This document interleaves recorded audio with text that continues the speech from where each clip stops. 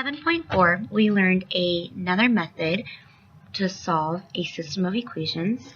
This method is called the elimination method.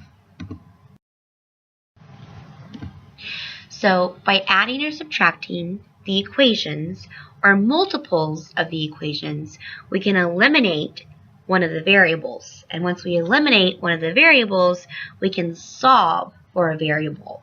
And when we can solve for a variable, then we can solve for the other variable and then get the solution to the system. Solving the resulting equation produces the value of the remaining variable. So here's our first example. We have two equations, so we have a system of equations. Now, if we were to add these two equations together, it almost looks like a big old addition question. So 4x plus 8x is 12. Negative 2y plus 2y, well, that cancels. And then we have 13 plus 23, which is 36. Now we have 12x equals 36. The variable of y was eliminated. To solve, we can divide both sides by 12, and we get x is equal to 3. Now that we know what x is, we can go back and solve for y. So we're going to take the first equation, the 4x minus 2y equals 13, and we're going to substitute 3 for x since we know that x is equal to 3. 8 times 3 is 24, so now we have 24 plus 2y is equal to 23. Now we can solve for y. We'll subtract by subtracting 24 from both sides, and then we'll divide both sides by 2. Now we know that y is equal to negative 1/2. So our solution, which has to be written as an ordered pair, is 3, negative 1/2. If the coefficients of the like terms are the same, the variable can be eliminated by subtracting one equation from the other. So we're going to do example 2, and there are actually two ways to solve example 2. We're going to look at both ways. So this one we're going to subtract. So 3x minus 3x cancels. 2y minus 5y gets us negative 3y, and 8 minus 14 gives us negative 6. So now we have negative 3y equals negative 6. The x variable was eliminated, which means that we can now solve for y. We'll divide both sides by negative 3, and we get y equals 2. Now that we know what y is, we can go back and solve for x. So I'm going to replace y with 2. So I have 3x plus 5 times 2 equals 14. 5 times 2 is 10. So now I have 3x plus 10 equals 14. This is a two-step equation, so I'll first subtract 10 from both sides. Then I'll divide both sides by 3, and I get x equals 4 over 3. Now I know what x is, and I know what y is. So now I can write my solution as an ordered pair, 4 over 3, 2. Now, there's another way that we could have done example 2. So it's the same system, but I'm going to show you a different way. So now what I'm going to do is I'm going to change my second equation, and I'm going to multiply everything by negative 1. So negative 1 times 3x becomes negative 3x. Negative 1 times 5y becomes negative 5y. Negative 1 times 14 becomes negative 14. Now that I have opposite coefficients, now I will add them together.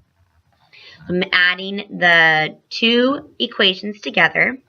So 3x plus negative 3x cancels. 2y plus negative 5y gives me negative 3y. And 8 plus negative 14 gives me negative 6.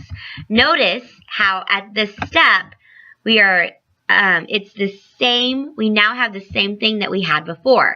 Negative 3y equals negative 6. So that means y is equal to 2. So again, the solution is still going to be 4 over 3 comma 2. It's just that we solved it using a different method.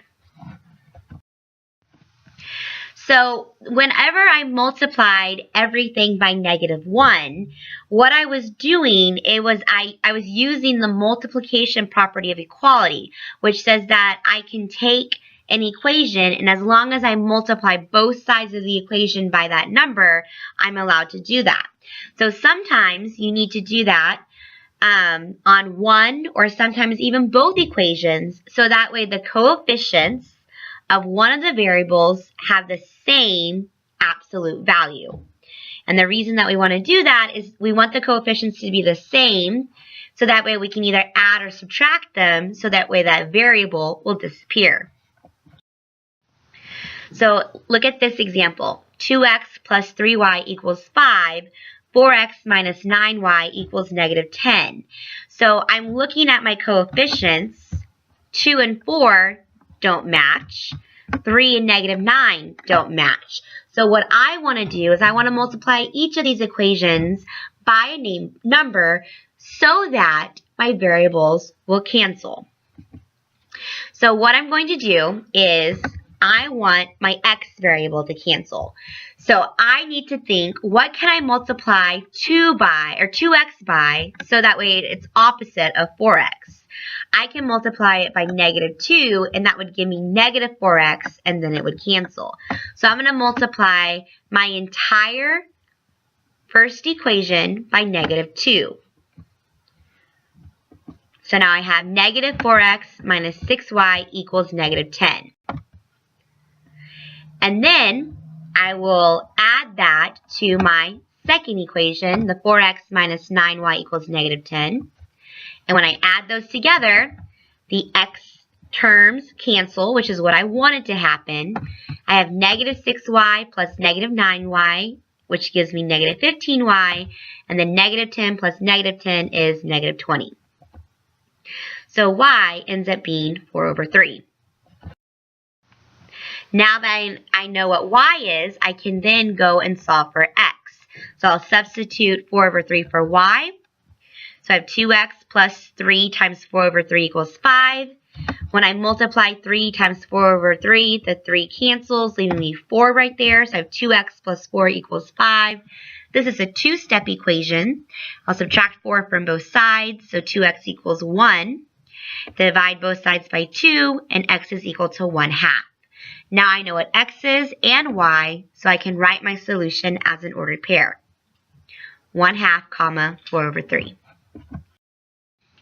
Next example, we have 2x plus 3y equals 6 and 3x minus 2y equals 8.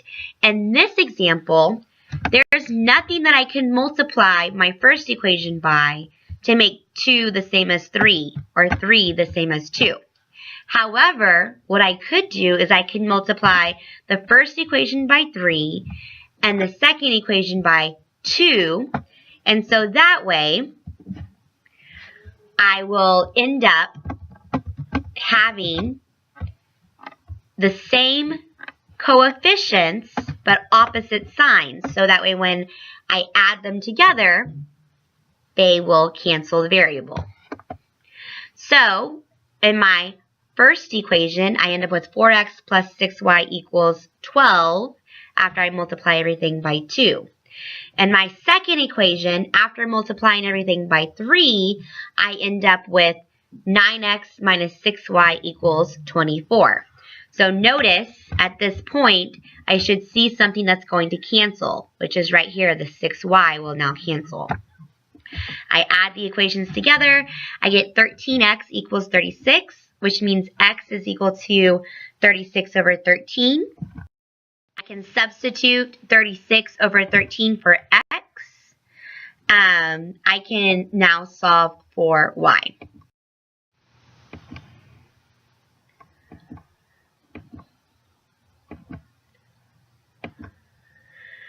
All right, so here, what I want to do is I want to solve for, to cancel my y value. So now I have 13y equals 2, and y is equal to 2 over 13.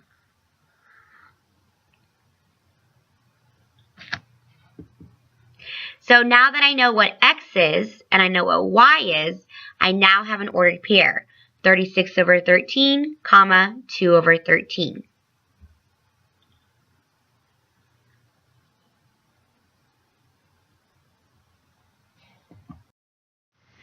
So let's review the steps of solving a system by elimination. Step 1, multiply both sides of one or both equations so that the coefficients of one of the variables have the same absolute value. Add or subtract the equations to eliminate a variable. And to decide if you're going to add or subtract, if the coefficients, if the signs in front of the coefficient are the same, you will subtract. If the signs in front of the coefficients are opposite, you will add. So in that previous example, when we solved for x, we wanted to add because that way that the signs were different, so that way they canceled. But when we were solving for y, we ended up adding, so that way, or subtracting, I'm sorry, we ended up subtracting so that way the coefficients would cancel because the signs were the same. In step 3, we solve the resulting equation. Step 4, we find the value of the eliminated variable, and this is how we find the value. We either substitute the result into an original equation, or we eliminate the other variable. Step 5, we write the solution as an ordered pair. And the last step is we check the solution by substituting it into each equation and making sure that it works for both equations. All right, that's all for the elimination method on how to solve a system of equations.